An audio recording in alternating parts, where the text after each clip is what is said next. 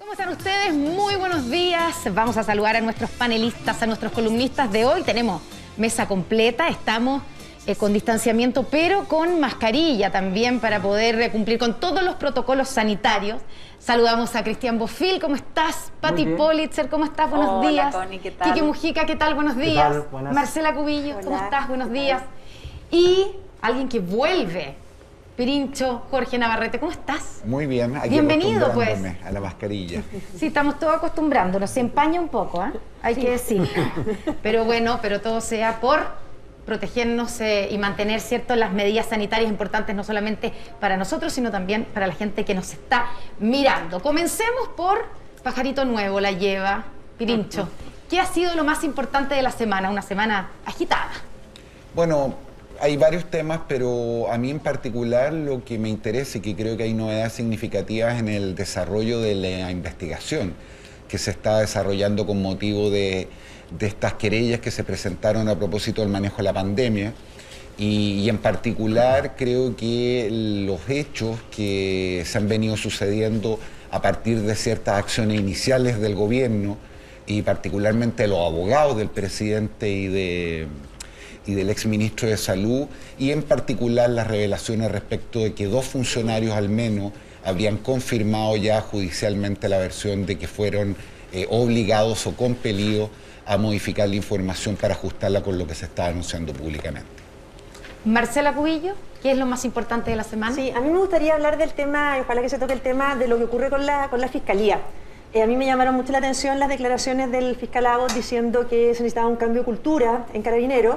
Y está muy bien, hay que hacer un proceso de modernización en Carabineros, pero también cómo andamos por casa en el Ministerio Público. Yo creo que los chilenos tenemos muy poca información, se requiere mucha más transparencia de cómo va la igualdad de trato en materia de las causas, cómo están caratuladas las causas, porque aquí vimos que inmediatamente se caratula una como homicidio frustrado, la del carabinero. ¿Cuántos más homicidios frustrados hay? ¿Qué pasó con las causas de esas carabineras que fueron incendiadas, que fueron quemadas, que fueron... O sea, yo siento que aquí falta en materia de fiscalía mucha más transparencia. Yo quisiera saber a qué se dedican los fiscales, cómo le dedican el tiempo, cómo distribuyen sus tiempos, cuánto se demoran en contestar a cada una de las víctimas, cómo están las investigaciones. Hay investigaciones que se dejan, por ejemplo, la de los falsos exonerados y otros. Y un tema que me parece... ¿Tú estás sugiriendo que hay sesgo por parte No, de la yo creo que Fiscalía? a mí me gustaría saber, yo creo que los chilenos necesitamos mucha más información sobre el actuar de la Fiscalía, de los fiscales y del Ministerio Público. Y hay un dato que, bueno, Patricia dijo que a lo mejor era candidata a la Convención Constituyente y ya sería una primera pega, pero a mí me llama muchísimo la atención que los fiscales no sean acusables, por ejemplo, por parte de la Cámara de Diputados y del Congreso. Son acusables el Contralor, son acusables los miembros de los Tribunales Superiores de Justicia. ¿Por qué los fiscales no? Entonces yo siento que acá hay que prender un poquito más la luz y saber qué está pasando al interior del Ministerio Público. Quique Mujica, ¿qué ha sido lo importante para ti Para mí esta lo más semana? importante es la vuelta a la violencia en Plaza Italia. Encuentro inconcebible que un territorio de todos, forma parte del patrimonio de la ciudad, esté prácticamente expropiado por un grupo de 1.500, la mayoría vándalos. Yo creo que hay que liberar la Plaza Italia, o sea, un signo de normalidad para enfrentar, y no estoy haciendo la asociación que hacen a veces, que considero media gratuita, entre la eficiencia y la legitimidad del plebiscito con la violencia. Pero sí estoy diciendo que no hay ninguna justificación para que sigan rompiendo semáforos, no dejen a la gente vivir tranquila. Los restaurantes que estaban saliendo adelante nuevamente tuvieron que cerrar en un lugar que es público, que es un centro medular de la ciudad. O sea, entonces, encuentro ver a esos tipos, ahora ya se dieron cuenta que los semáforos no los pueden botar por abajo, entonces, con la creatividad que tienen, querían que se la ocuparan por otras cosas, capaz que seríamos un mejor país, de laciarlos por arriba y empezar a laciarlos, a botarlos. Entonces ya al final esta cuestión y la gente, los alcaldes que trataron de recuperar la zona, ya están entregados de nuevo a la violencia. Los terroristas de la ciudad, dijo el alcalde Felipe Alessandri de Santiago. Patti Politzer, ¿qué ha sido lo más importante para ti esta semana? A ver, bueno, supongo que después iremos a comentar algunas de las cosas que han dicho los otros panelistas. Pero yo quisiera señalar que esta, a mi juicio, ha sido, y siguiendo un poco la línea del Quique, quizás una semana bastante nefasta en términos de la violencia en múltiples dimensiones. Desde la Plaza Italia, como decía el Quique, 3 carabineros formalizados por tortura en la comisaría de Peñalolén, que afectaron a 2 adultos y 4 menores de edad en el marco de las protestas del estallido social de octubre pasado, 13 camiones quemados en Angol, el desfile ayer de la manifestación del rechazo con símbolos nazis y antijudíos, que en lo personal me produce bastante desazón.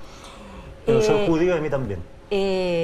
Me parece estupendo que así sea. Encuentro que una ridiculez y patético. Creo que obviamente en términos de derechos humanos lo más grave son los homicidios, las acusaciones de homicidio frustrado y las torturas y la incitación al odio, pero creo que en términos políticos lo más grave es la relativización de las amenazas que ha recibido la fiscal Jimena Chong. Más allá de las declaraciones del senador Iván Moreira, que le parece que estas cosas son normales porque la fiscal se mete en política, frase que no es de ninguna manera apropiada, pero me parece más grave cuando el ministro del Interior dice que la fiscal carece de objetividad, pero que igual hay que respetarla. A mi juicio, lo que el ministro del Interior debe hacer es condenar enérgicamente las amenazas a un funcionario público cuando está cumpliendo sus funciones, porque creo que declaraciones de ese tipo, en vez de la condena enérgica y definitiva, empieza a romper peligrosamente la institucionalidad democrática de las instituciones. Vamos a estar en unos minutos más con el ministro Víctor Pérez aquí en el programa, así que parte de las preguntas que le vamos a hacer, Pati. Cristian Bofill, ¿qué es lo más importante para ti? Dos cosas. La primera, muy breve, que en el tema de la investigación del exministro Mañalich, el martes la Cámara de Diputados va a votar la acusación constitucional. A mí me parece una paradoja que se vote esa acusación antes de que la justicia haga su investigación. A mí me da la impresión de que lo que están criticándole al ministro Mañalich, básicamente un mal manejo de la pandemia, y que es un tema técnico, y yo creo que hay que esperar cuál es el veredicto de la justicia para saber exactamente, digamos, si se condena o no se condena al ministro Mañalich. Dicho eso, creo que el gran problema es la violencia. Patricia dio una relación de hechos con los cuales estoy de acuerdo, pero yo quería resaltar una cosa. Ayer, y me alegro que se haya hecho, la Convergencia Progresista, que reúne a la Democracia Cristiana, al PS y al PPD, hizo una condena muy fuerte de la violencia en la Plaza Italia. Que yo sepa, por primera vez un conjunto de partidos de la oposición hace una declaración contra la violencia en la Plaza Italia. Está bien, se puede decir que el principal argumento que dan es que eso perjudica el plebiscito, pero yo creo que estamos a 2 semanas del plebiscito, han pasado todos los incidentes que se han mencionado acá, y yo creo que es hora de recordar que el 15 de noviembre se hizo un acuerdo por la constituyente y un acuerdo por la paz. Yo hasta ahora he visto muchos partidos que no condenan la violencia callejera. Está bien condenar los excesos policiales, las violaciones a los derechos humanos, la violencia en la Araucanía, pero yo creo que podemos estar entrando en una etapa complicada de aquí al plebiscito, y creo que sería hora de que se hiciera un acuerdo transversal contra la violencia, que no ha ocurrido. ¿Otro acuerdo más, dices tú? No, porque cuando el acuerdo se firmó, pero la oposición, la única declaración conjunta que hicieron desde el PC hasta la DC fue a favor de la Asamblea Constituyente. Hicieron una carta de 27 líneas con 4 puntos, y ahí no había una sola palabra respecto a la condena de la violencia. Yo creo que es el momento que no solo todo el conglomerado opositor lo haga, sino que se haga una cosa desde la UDI hasta el PC condenando la violencia. Creo que llegó el momento.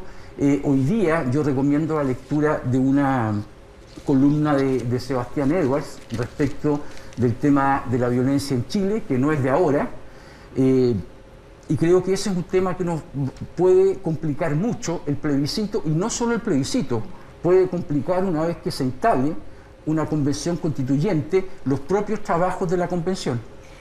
Metámonos en el tema precisamente de la violencia de Carabineros. Jorge Navarrete, la oposición sacó esta declaración ayer, ¿cierto? Donde rechaza los actos de violencia de este viernes en Plaza Baquedano, Plaza Dignidad, estoy leyendo textual lo que dijeron, que distorsionan las movilizaciones ciudadanas masivas y pacíficas que generaron las condiciones para estar hoy a puertas de un plebiscito constitucional que, de lograr los resultados esperados, permitirá terminar con el último legado de la dictadura. ¿Es suficiente esta declaración para condenar la violencia? ¿Llega a tiempo o un poco tarde? A ver, nunca son suficientes, especialmente en el momento que estamos viviendo ahora. Yo creo que es importante, uno puede largamente discutir respecto a las funciones que tiene un Estado, pero si hay una primigenia fundamental es justamente resguardar la seguridad de los miembros de una comunidad política. Y por lo tanto, el hecho de que condenemos la violencia es un imperativo democrático, es decir, no solamente respecto del proceso que viene, y no me refiero solamente a la violencia callejera, a la destrucción de la propiedad pública o privada, a la pérdida de vida humana, me refiero a la violencia en el lenguaje,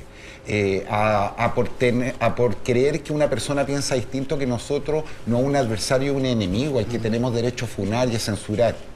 Ahora, sin embargo, me parece que el principal problema para lograr un mayor acuerdo respecto del término de la violencia tiene que ver con dos cosas que se han tocado tangencialmente en esta conversación, pero que van más allá del lugar común de simplemente condenar la violencia.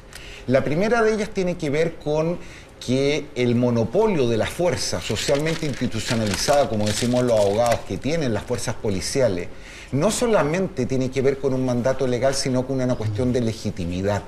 Es decir, donde los ciudadanos perciben que las normas y su cumplimiento es en función y en beneficio de todos. Lo que hemos visto a propósito de los casos de corrupción, no solamente económica, sino que operativa en las fuerzas policiales y que se refleja en ciertas encuestas, es efectivamente un deterioro de la legitimidad que los ciudadanos le dan al Estado y a las fuerzas policiales. Y el segundo elemento, que sin que esto signifique ni por un ápice justificar la violencia, creo que la violencia no solamente se combate con mayor represión de cara a restablecer el orden público, sino que también yendo a las causas que muchas veces la originan.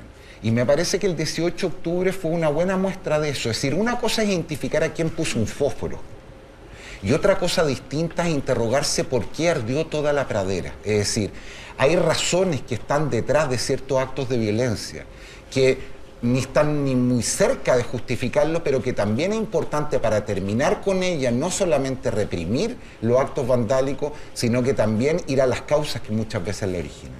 Pati Politzer, ¿tú querías decir algo? Sí, yo quería justamente profundizar en los dos temas finales que señaló Pirincho, Jorge. Uno es el tema de las causas. Efectivamente, yo creo que el estallido social y después la pandemia dejaron muy en evidencia las carencias de nuestra sociedad, las desigualdades de nuestra sociedad. Entonces, cuando al comienzo el Quique decía que los jóvenes de la plaza, los jóvenes violentos de la Plaza Italia son muy creativos en vez de estar ocupados en otras cosas y no rompiendo los semáforos y los paraderos del transporte público. Yo creo que ahí está justamente uno de nuestros problemas graves. Yo hablaba la semana con gente que conoce cómo funcionan estos jóvenes y la preocupación de muchos padres de que estos jóvenes pasan el día entero en cama. Supongo algunos estarán volados, otros estarán soñando con algo, en fin. Y su única motivación para salir de la cama es ir a la Plaza Italia, a la Plaza Baquedano, a la Plaza de la Dignidad, como la queramos llamar, porque yo creo que ahí se sienten por única vez no invisibles. Y creo que eso es tremendamente grave. Y no estoy, por favor, que nadie me empiece a hacer bullying, que estoy justificando la violencia, para nada. Creo que la declaración de ayer de todos los partidos políticos de oposición o de muchos de los partidos de oposición... Solo tres. Bueno, pero otros lo han hecho en otros momentos. No. Creo que es muy importante rechazar absolutamente la violencia física, pero también tenemos que preocuparnos, como decía Jorge, de por qué estamos en esta situación, porque la verdad es que después del plebiscito vamos a seguir con el mismo país y probablemente vamos a seguir con las mismas manifestaciones de violencia. Y el segundo punto que quería señalar es que quien tiene que mantener el orden público y quien tiene la misión es justamente la policía, y la policía tiene que ser imparcial en una democracia. Y eso, desgraciadamente, no solo hemos visto ineficacia de la policía, sino también falta de imparcialidad en su acción. Es incomprensible desde octubre pasado hasta ahora que la policía sea incapaz de aislar a los jóvenes violentos de la Plaza Italia de los que protestan pacíficamente.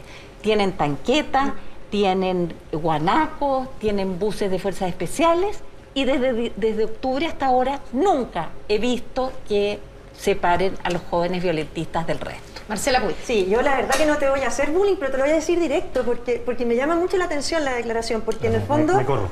No está en la carrera, no está en la carrera. Me echo para atrás. Es que estamos separadas para no mechonearnos. No, lo que pasa es que al final lo que siento es que efectivamente esto le hace daño, porque se va contextualizando la violencia de una manera que a mí me parece equivocada, y al final...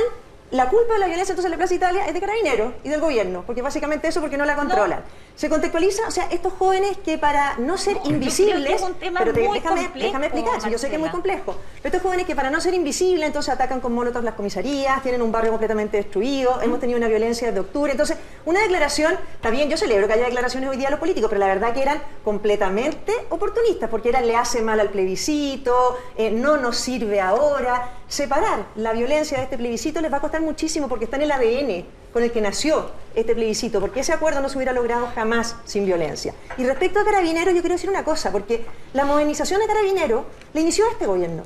Ninguno de los gobiernos anteriores inició la modernización de Carabineros. O sea, con el caso Huracán, uno le cuesta acordarse. Yo tuve que investigar, de verdad que no me acordaba quién era el ministro del Interior, porque nunca fue acusado, Mario Fernández, con el caso Huracán. Cuando se descubrieron los fraudes en Carabineros, no pasó nada. Nadie se preocupó de la modernización de Carabineros. ¿Y saben cuál fue el ministro que inició la modernización de Carabineros? El ministro Chadwick, acusado.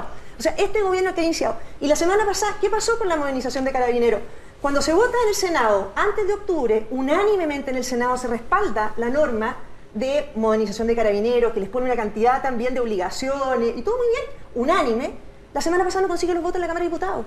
Los votos, o sea, las modificaciones más importantes, que son de ley de quórum calificado, no consiguen votos en la Cámara de Diputados. Entonces, aquí seguimos hablando de la modernización de Carabineros, pero no pasa nada. Y además, y vuelvo al tema central, que yo creo que es importante, modernización de Carabineros, sí, por supuesto.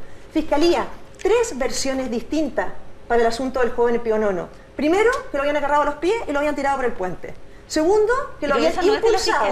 Segundo, que lo habían, la fiscalía. Segundo, que lo habían impulsado con las órdenes de detención. Segundo, que lo habían impulsado. Y tercero, cuando justifican la prisión preventiva, ya van en que chocaron.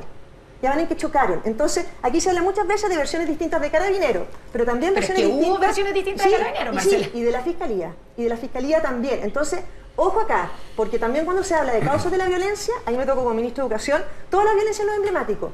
Nunca logré un fiscal exclusivo. Nunca, porque no era necesario. Teníamos overoles blancos rociando con parafina a profesores, asistentes de la educación.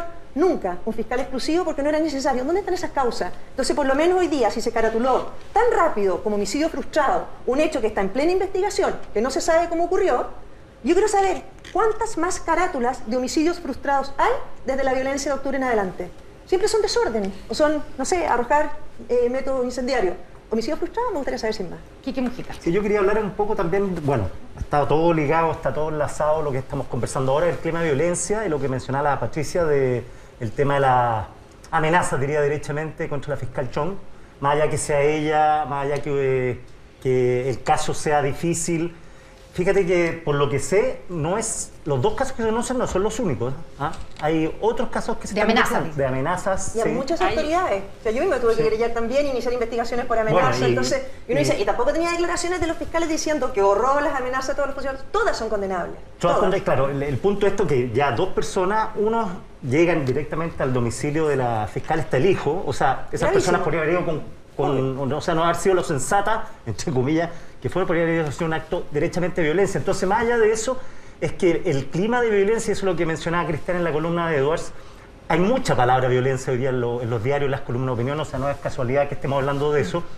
Violencia en la Araucanía, violencia en Plaza Italia, esta amenaza sobre una persona que representa un poder del Estado, y otras amenazas que tuvo esta fiscal, incluso algunas que fueron presencia física de algunas personas merodeando. Entonces, creo que está bien empurcado el clima, y estoy pensando también que si el plebiscito, y eso lo hemos conversado harto en la radio, si el plebiscito va a ser un factor de salida de presión de esta olla, o sino que más bien va a ser que un grupo de personas se va a sentir siempre al margen de la institucionalidad y ese plebiscito no lo representa para nada.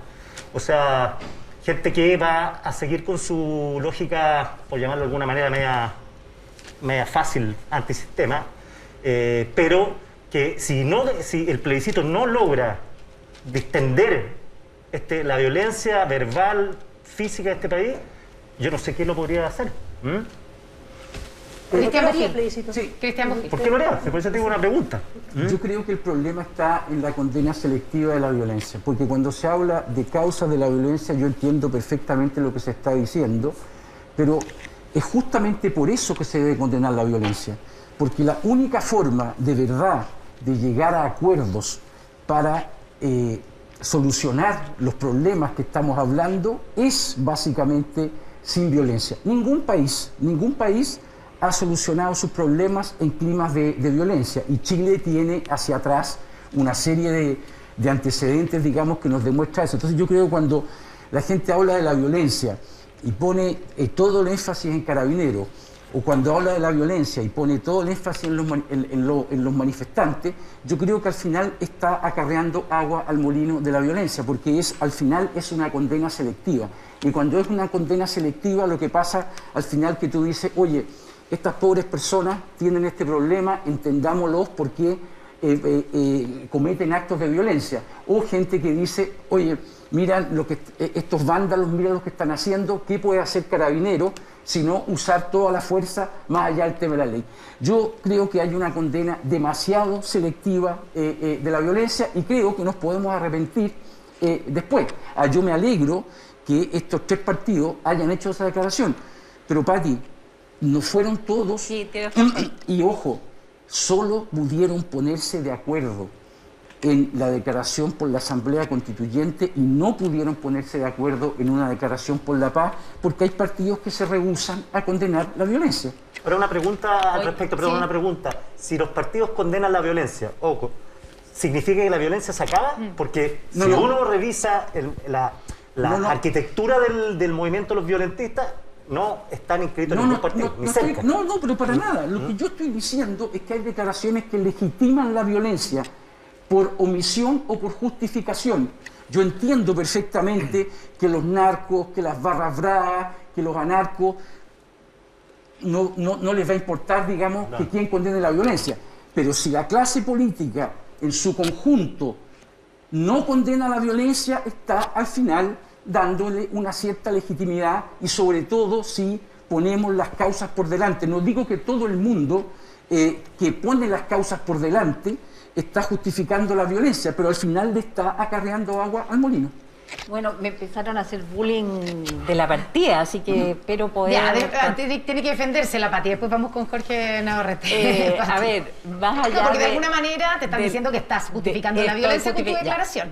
No justifico la violencia y quiero dejarlo clarísimo. Claro, pero eso más de dar aún, contexto más aún, para un lado y para otro. No le estoy dando razones ni relativizando la violencia de los jóvenes que rompen todo el espacio público en la Plaza Italia. Por el contrario, he insistido en que me gustaría ver a Carabineros separando a los más violentos del resto de las personas que van a protestar.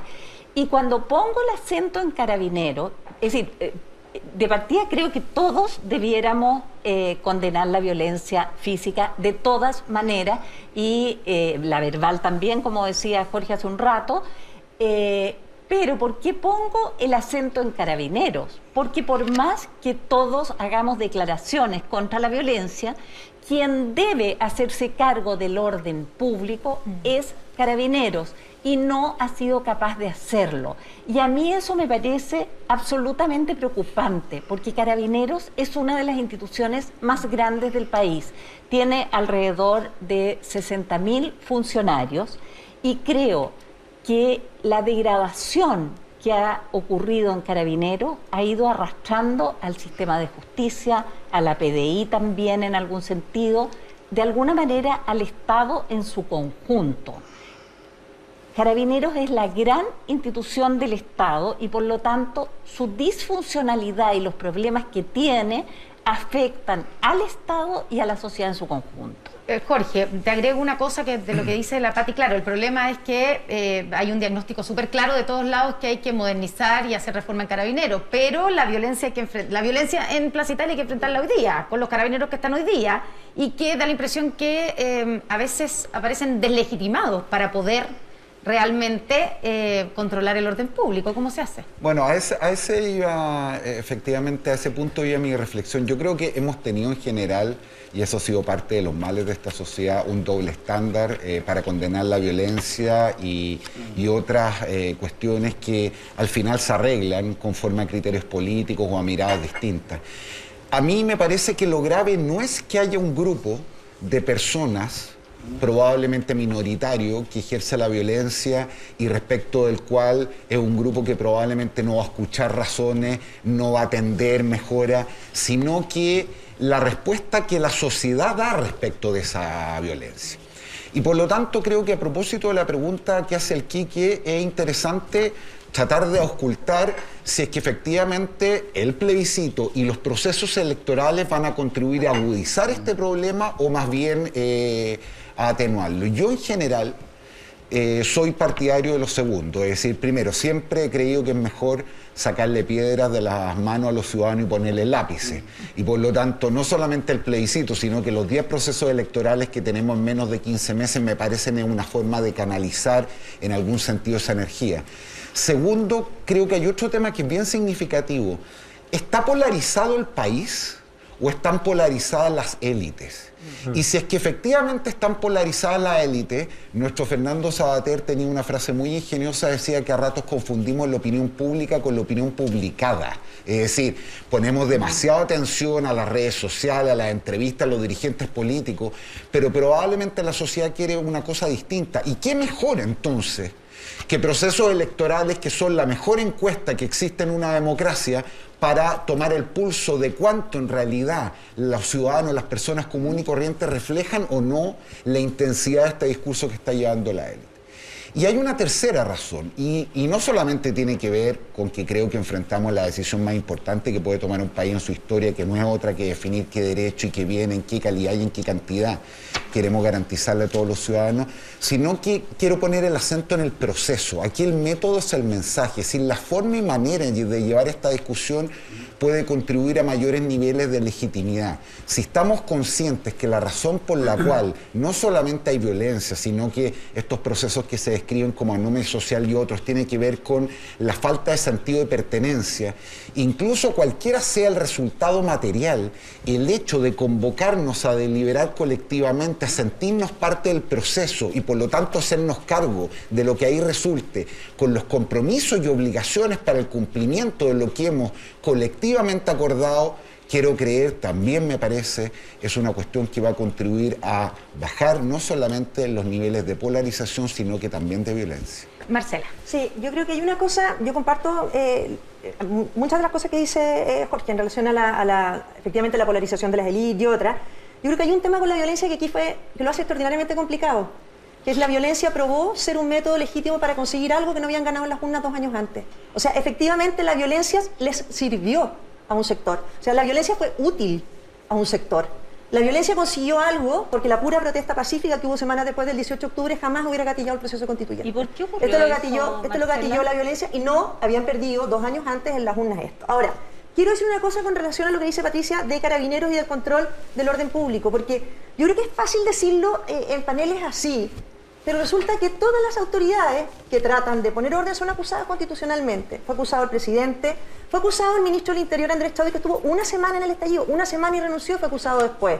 Fue acusado el intendente de la región metropolitana por tratar de poner orden. Ahora de nuevo acusado el ministro del Interior. Entonces yo creo que aquí también uno de los consensos está bien, declaraciones para condenar la violencia, pero el otro consenso es apoyo a autoridades y también al uso de la fuerza legítima dentro del Estado de Derecho para poder controlar el orden público. Porque hoy día lo que estamos viendo con las acusaciones constitucionales, especialmente los ministros del Interior, son absolutamente a su antojo, con una arbitrariedad increíble, porque aquí se acusan a uno, no se acusan a otro, pero con una arbitrariedad completa, porque si efectivamente a Víctor Pérez se le acusa por lo que dice la acusación, no habría razón para no haber acusado a ninguno de los ministros anteriores, o haber acusado a todos los ministros de Interior anteriores en las últimas décadas, en realidad. O sea, Mario Fernández no lo entiende, ok, no se lo acusó Cas Huracán.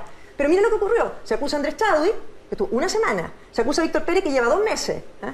No se acusa a Lumen, y me parece bien que no se le acuse a Lumen, porque no se había acusado a ninguno, ¿eh? pero completamente a su antojo. Entonces la señal que se da son declaraciones para afuera, condena la violencia, pero por otro vamos acusando y acusando a autoridades que tienen que tener la responsabilidad de avanzar en la modernización de Carabineros, que son este gobierno el que la ha impulsado, y también de poder estar respaldando a Carabineros en esa materia, y todas las instituciones.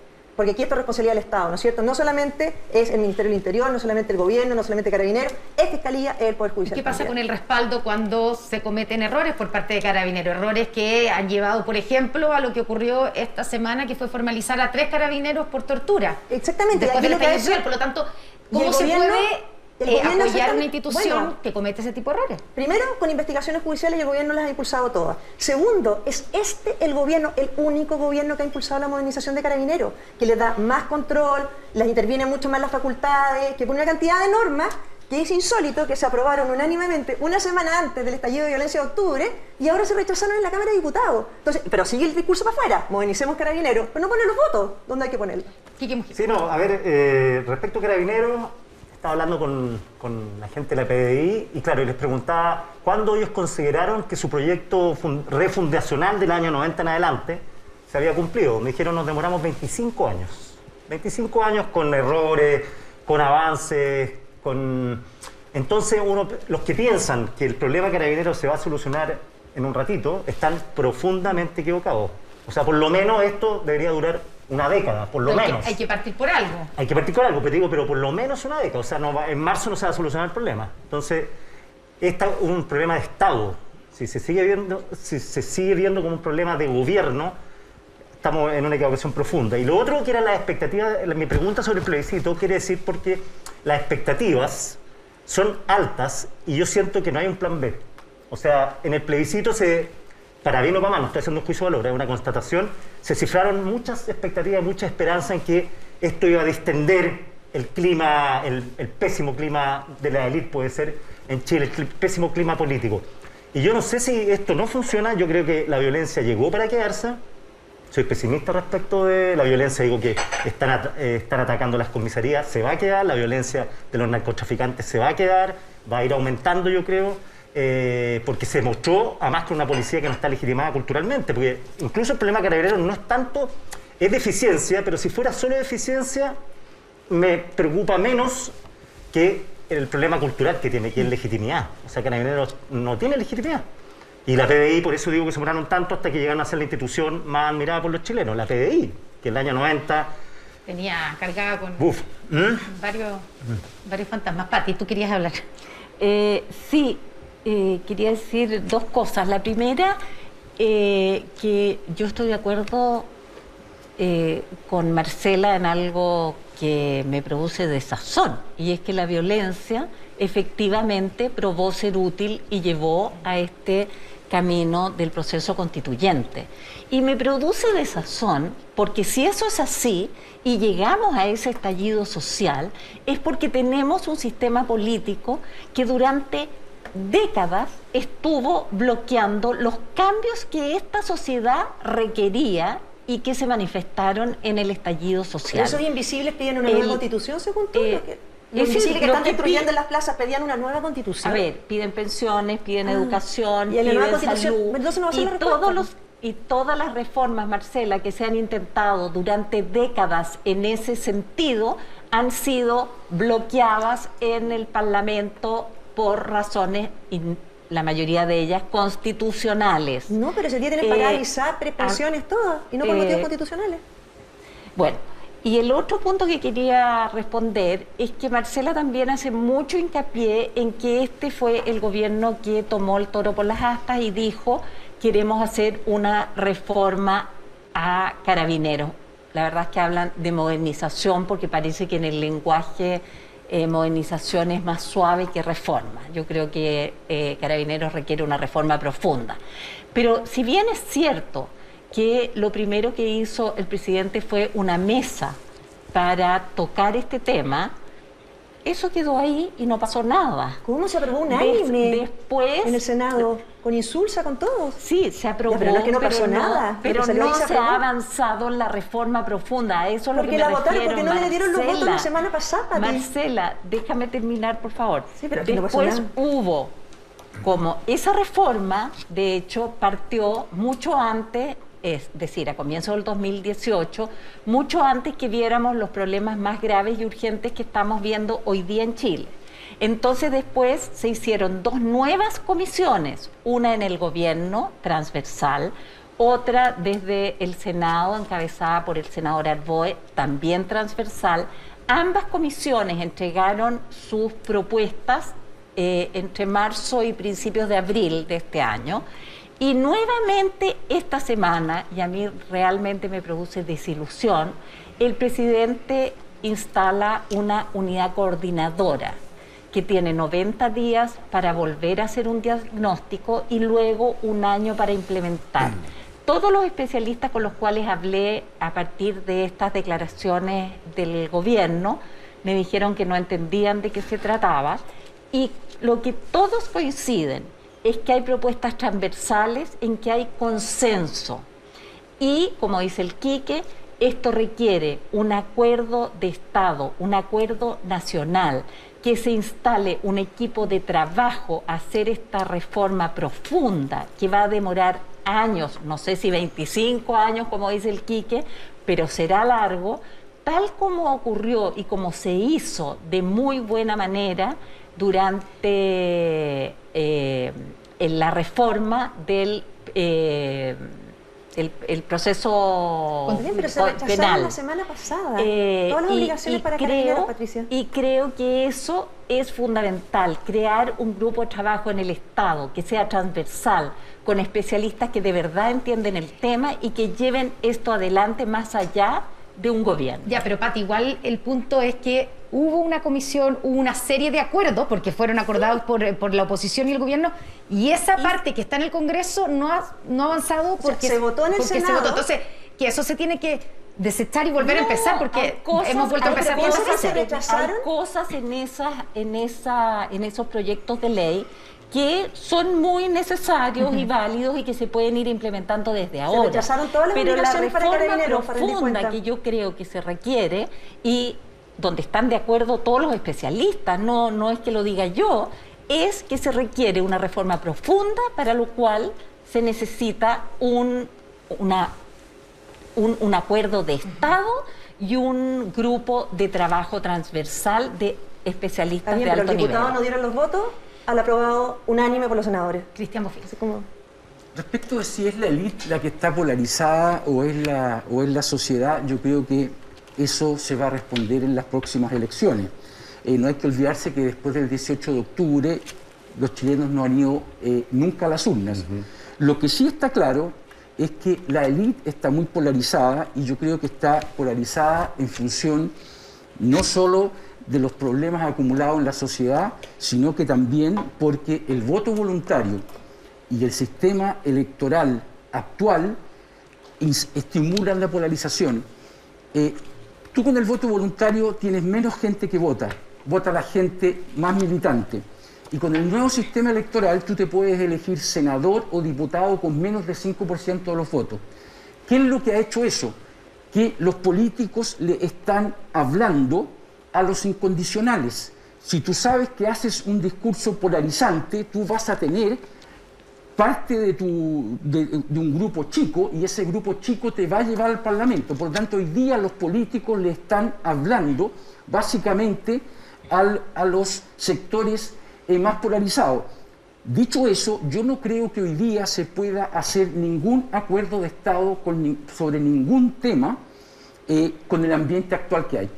O sea, yo siento que en el tema, si hubiera de verdad, o sea, alguna posibilidad de hacer un acuerdo para una reforma de Carabineros, que tiene que ser muy profunda, todos lo sabemos, y yo creo que el tema de la PDI, hay un problema con comparar la PDI con Carabineros. Carabineros es 10 veces más complejo. Claro. Pero si hubiera alguna posibilidad de un acuerdo de Estado, la oposición no haría lo primero que hace, que es acusar al ministro del Interior en cualquier situación. Yo creo que hay una sociedad más polarizada en alguna medida, porque esta es una democracia representativa, y en la medida en que los representantes se polarizan, eso tiene consecuencias. Y por eso que yo siento que de aquí al plebiscito, en las próximas 2 semanas, y me alegro mucho, quiero ser majadero en esto, que por primera vez 3 partidos de la oposición se hayan juntado para hacer una declaración contra la violencia. Yo siento que mientras la clase política de verdad no deje de polarizarse como lo está, y creo que para eso es necesario de verdad un cambio. Yo creo que tiene que acabarse el voto voluntario y tiene que haber una reforma en el sistema electoral. Si no, vamos a seguir teniendo a políticos que simplemente le hablan a los incondicionales, y eso va polarizando la sociedad. Jorge Navarrete está pidiendo la palabra, pero vamos a irnos a una pausa primero.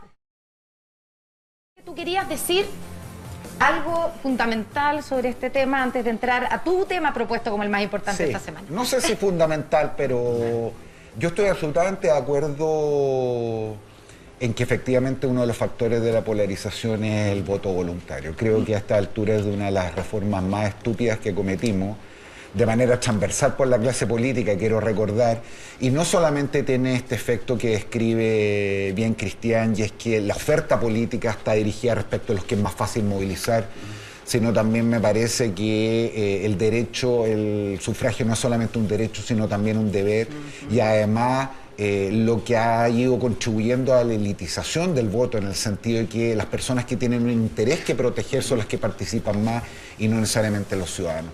Pero me quería quedar con una cuestión que para mí me parece bien importante a propósito de lo que estábamos discutiendo y en especial en el debate que se está dando aquí. No cabe la menor duda de que la violencia fue un factor iniciador de este proceso. Es decir, si este país no hubiera ardido de costado a costado, como alguien alguna vez dijo, probablemente no estaríamos en esto. Sin embargo, creo que es súper importante justo distinguir el origen de esto de la legitimidad que también hay detrás. Yo lo decía a propósito de la metáfora del fósforo y la razón por la cual arde toda la pradera. Y cuando uno se pregunta qué ocurrió, qué estalló el 18 de octubre, creo que hay 2 dimensiones que son completamente distintas. Una objetiva, que tiene que ver con las carencias de muchos ciudadanos en materia de ingresos, deuda, salud, previsión, que tiene razón Marcela, algunas de ellas tienen que ver con el proceso constituyente y otras definitivamente no, con el tipo de Estado, con las prioridades. Pero hay una segunda dimensión más subjetiva que a mí me parece todavía más significativa. Y es la sensación de muchos ciudadanos de que aquí hay personas de primera y segunda categoría, que no todos somos iguales ante la ley, que cuando algunos delinquen terminan con clases de ética y otros que vendían CDs piratas terminan presos y muertos cuando se incendia la cárcel. En el fondo, la sensación de que nuestra democracia ha incumplido su principal y más básica promesa, que no es otra que representar de manera equitativa los intereses de todos los ciudadanos. Esto que tiene que ver con el abuso y la dignidad es tan importante como lo primero. Y efectivamente, recuerda bien Marcela, Sebastián Piñera ganó la elección con la votación más alta que ha sacado la derecha en la historia de Chile, en número de votos. Pero eso no significa que las circunstancias no hayan cambiado, como también cambiaron para Michelle Bachelet, que gana una segunda vuelta en su segundo mandato con una tremenda votación, y a poco andar de su administración su popularidad había caído más de 30%. Entonces, desde esa perspectiva creo que es importante concentrarnos en que la condena a la violencia no sea lo mismo que cuestionar la legitimidad de lo que hay detrás del proceso, y por lo tanto lo que necesitamos reconstruir y reparar como país. Claro, y la pregunta que se hacía Marcela Cuello en un comienzo era si, el que se hace, digamos, en general desde Chile Vamos, si una nueva constitución va a responder a esa sensación que tú describes y que es el tema de fondo de por qué se genera el estallido. Claro, pero al mismo tiempo sí, porque uno siente, bueno, ya no tiene mucho sentido volver a lo que ocurrió en esa época, pero la verdad que siempre pareció que se respondió por una clase política con una respuesta que era esta nueva constitución a demandas que hoy día los mismos políticos las tienen postergadas a la espera de esta nueva constitución, las reformas de FONASA, las reformas de pensiones, etcétera. Yo no sé si puedo hacer un punto en un tema fundamental, porque cuando se mencionan acá también... Directo al punto, eso sí, Marcela, porque vamos a pasar al otro tema. Ya, no, un punto muy chico, que yo creo que también es importante mencionarlo. A mí me llama mucho la atención cuando se habla de los abusos, ¿qué va a pasar con el tema del bono mal pagado de los funcionarios públicos? Sí, porque la verdad que estas declaraciones de perdonazo son bien insólitas. Entonces yo no sé si es que... Yo creo que debiéramos saber si... La NEF hizo unas declaraciones insólitas con ese tema. Era como diciendo que es parte del derecho a disenso, es culpa del Estado, es culpa del ministro de Hacienda. ¿Cómo es culpa del ministro de Hacienda que alguien mienta para... Entonces, bueno, yo creo que aquí que se investigue, que se sepa, y si no hay dirigentes, a lo mejor de la NEF involucrados, también sería importante saberlo, porque le están haciendo un daño enorme a miles de funcionarios públicos con esto en este país. Hablando de investigaciones, vamos al tema propuesto, ¿cierto?, por Jorge. Esta semana se vota la acusación constitucional en contra de Jaime Mañalich y hubo novedades durante la semana acerca de la investigación penal y las declaraciones que se han hecho desde gente que trabaja y trabajaba al interior del Ministerio de Salud. Sí, muy breve para abrir el debate nomás. Yo confieso que a esta cuestión no le puse mucha atención al principio, entre otras cosas porque me parecía que los reproches que se habían hecho al gobierno por el manejo de la pandemia tenían más que ver con manejo político, cuestiones comunicacionales, algo de soberbia a rato, de no incluir ciertas miradas, la integración de los equipos, pero todas cuestiones que podrían rayar, si ustedes quieren, en la torpeza o en la culpa. Sin embargo, dos reacciones del gobierno yo creo que agravaron esta cuestión y hicieron que pusiéramos la atención en otro ámbito. La primera fue esta solicitud algo torpe, a mi juicio, de los abogados del presidente y el exministro Mañalich, de solicitarle al fiscal nacional que removiera al fiscal Carrasco de la causa, cosa que, como sabemos, eso no ocurrió. Y a continuación, que en una diligencia que, ojo, más allá de la mirada de los fiscales, estaba autorizada por un juez de garantía que era solicitada estos correos electrónicos, el Ministerio de Salud, en voz del ministro París, exhibiera el argumento de la seguridad nacional para no entregarlo. Yo creo que ahí se produjo un punto de inflexión en que empezamos a mirar ya no solo culpa, sino que efectivamente la eventualidad de algún dolo, de algún delito, entre otras cosas por la propia reacción que había tenido el gobierno frente a una diligencia judicial, a lo cual se suma no solamente la declaración de esta exfuncionaria de salud que en su minuto dejó el cargo, sino que según informa CIPER, ya dos declaraciones de funcionarios públicos del ministerio contrastan con la versión de que efectivamente en algún minuto fueron compelidos a modificar los datos para ajustar a lo que el ministro tenía que anunciar públicamente. Y una sola diferencia, con esto termino, que tengo con Cristian, pero puede ser una tinterillada, dirían algunos. La acusación constitucional versa sobre delitos constitucionales, o en este caso es una acusación política. No es estrictamente necesario, a mi modesto modo de entender, que se resuelva primero la cuestión judicial, porque la cuestión judicial habla de un tipo penal. De un tipo penal a propósito de, entre otras cosas, falsificación de instrumento público, que tiene que ver con las dos querellas que se presentaron, pero como sea, lo que sí Cristian tiene razón, no va a coincidir en el tiempo la deliberación que haga la Cámara con la investigación judicial. Cristian, no, yo insisto en que la acusación constitucional debería ser después de la investigación, porque esta acusación al ministro Mañalich es una acusación basada en que él manejó mal la pandemia. Y el manejo mal de la pandemia no tiene otra motivación que político. En todo el mundo la pandemia se manejó ensayo-error, los mismos diputados que antes se arrodillaban frente a Alberto Fernández porque él protegía la vida y en Chile querían matar a todo el mundo, estaban equivocados, hoy día lo reconocen. Por lo tanto, yo creo que lo único que justifica una acusación al ministro Mañalich es que existan antecedentes de que él manejó mal la pandemia y lo hizo con dolo. porque no creo que en ninguna parte del mundo se pueda condenar a algún ministro de la Salud por las decisiones que tomó equivocadas o correctas en una situación donde tú no tienes ningún parámetro para manejarla. Es diferente que tú tengas algo que haya un camino correcto y se haya desviado de ese camino correcto.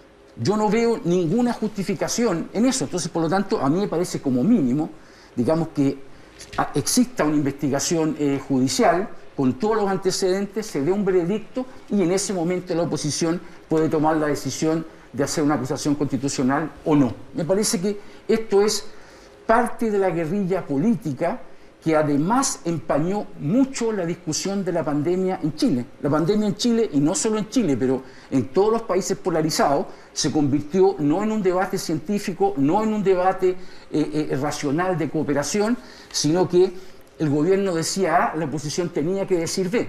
Y si uno mira todo lo que se dijo, tanto en la oposición como el gobierno, todos se equivocaron y todos aceptaron alguna cosa. Por tanto, no veo ningún parámetro objetivo que pueda usar el Congreso para juzgar el desempeño de Mañalich. Claro, no sé si hay que entrar en el tema de las cifras, que es donde parece haber algunas pero eso lo va a determinar la justicia. El Parlamento no tiene capacidades para investigar eso.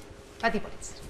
A ver, yo estoy de acuerdo con Cristian y también con Jorge, que esto va por carriles separados. Una cosa es la acusación constitucional, que es un juicio político, básicamente.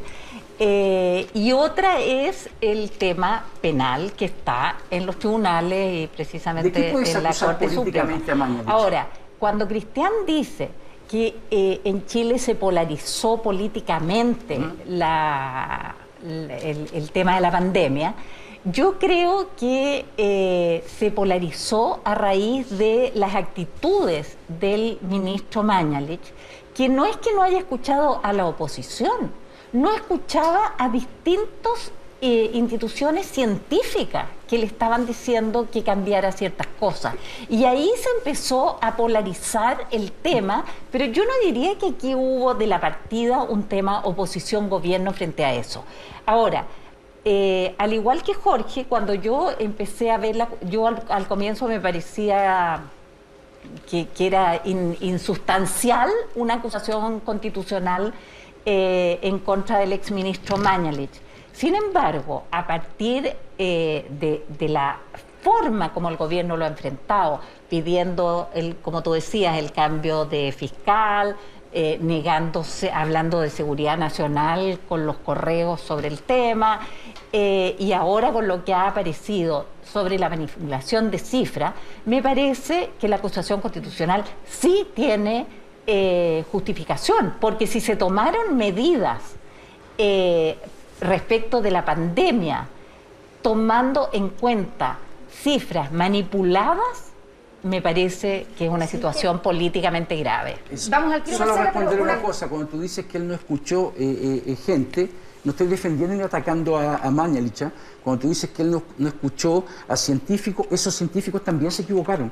Y se equivocaron en todo el mundo, no solo en Chile. Por lo tanto, no hay algo que tú puedas decir, el ministro cometió un error o cometió un delito porque no escuchó a tal persona. Lo que te dije es que la polarización que se produjo, no estoy hablando si hubo errores o no, porque coincido contigo que hasta ahora en el mundo nadie le ha dado con el palo al gato, pero la polarización no fue una polarización política propiamente tal. Yo creo que sí, y que el país venía polarizado y la pandemia lo que hizo fue que agudizó esa polarización. Marcela. Sí, yo creo que hay que tener ojo con el argumento de la polarización que puede terminar restringiendo también el legítimo ejercicio del derecho a defensa. Absolutamente. Porque aquí estamos hablando de dos cosas distintas. Cuando a ti te acusan constitucionalmente, lo digo por experiencia propia, te acusan de infringir algo muy grave, de infringir la Constitución y la ley. Y cuando te quieren defender de que no has infringido la Constitución y la ley, te dicen, no, pero esto es político. No, te están acusando de algo muy grave. Entonces eso por un lado. Y segundo, cuando aquí está la querella de Jadwe, ¿o no? Y del senador Navarro, no sé quiénes son las querellas.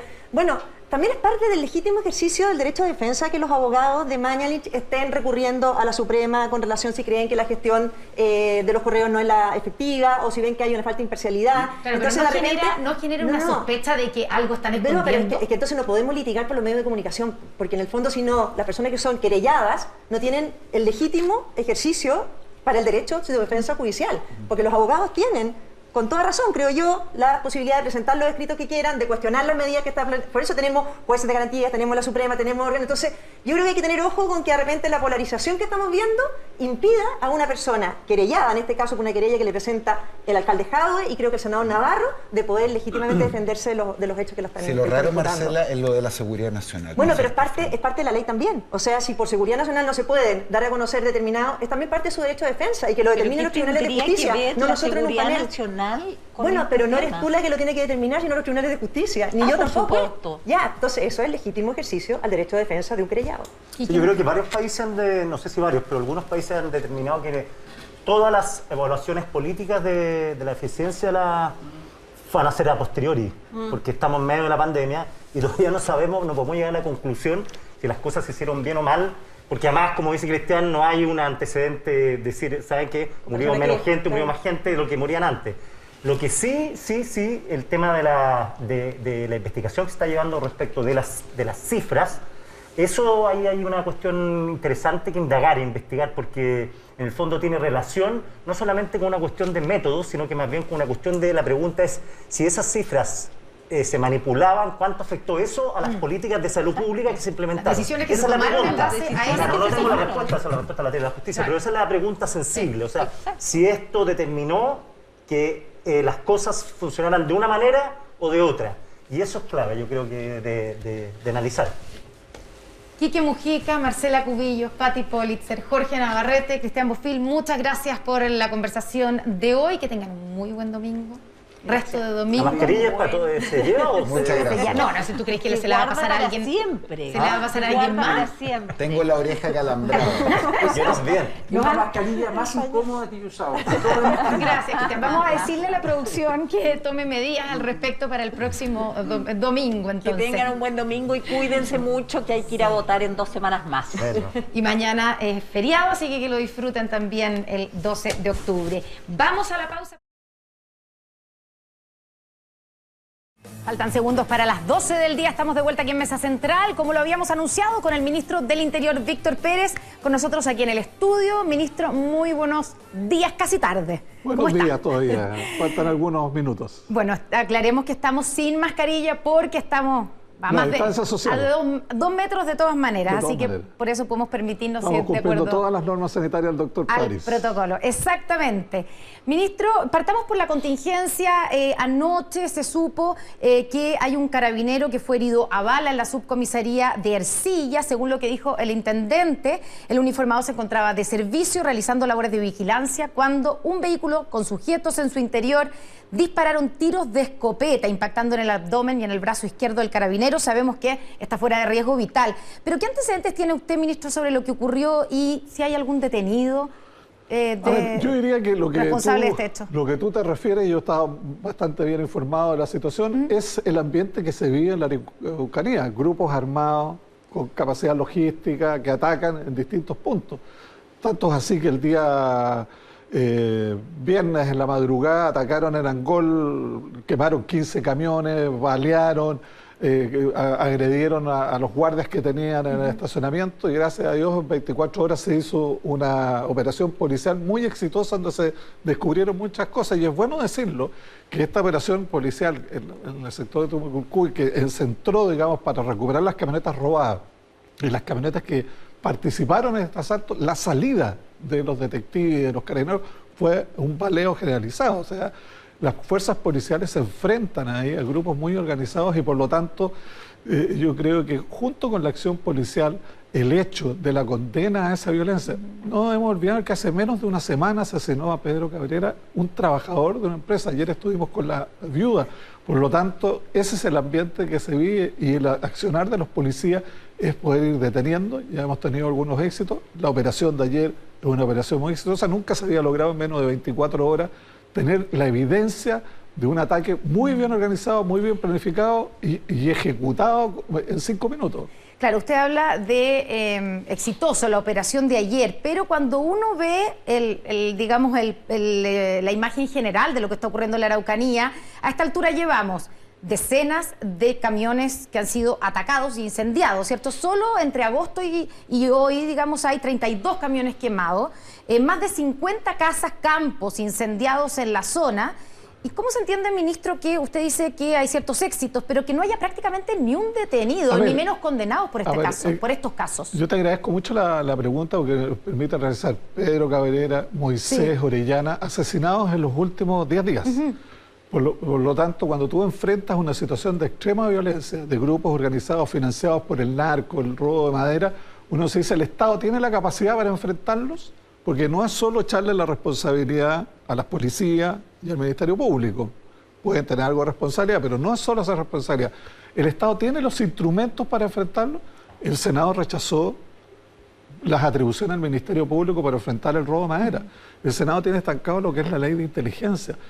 La Cámara de Diputados tiene estancado lo que es la protección de la infraestructura crítica. Entonces tenemos atribuciones bastante limitadas para enfrentar una situación de violencia inédita, que no estábamos acostumbrados, de grupos muy violentos, muy organizados, muy bien armados, y por lo tanto para enfrentar a esos grupos no solamente se requiere capacidad policial, no solamente se requiere capacidad investigativa, sino que también un respaldo político de la ciudadanía y de las fuerzas políticas, a decir, asesinar a Pedro, asesinar a Moisés, balear a una niñita, a un Montserrat de 9 años, es algo condenado. Y tú revisas la prensa y encuentras muy pocas condenas. Por lo tanto, yo hago un llamado a condenar la violencia porque es lo único que nos va a permitir superar las dificultades. Ministro, usted en un conversatorio que tuvo, ¿cierto?, a final de la semana en la Fundación Jaime Guzmán habló sobre este tema y dijo que eran grupos, que detrás de esto había grupos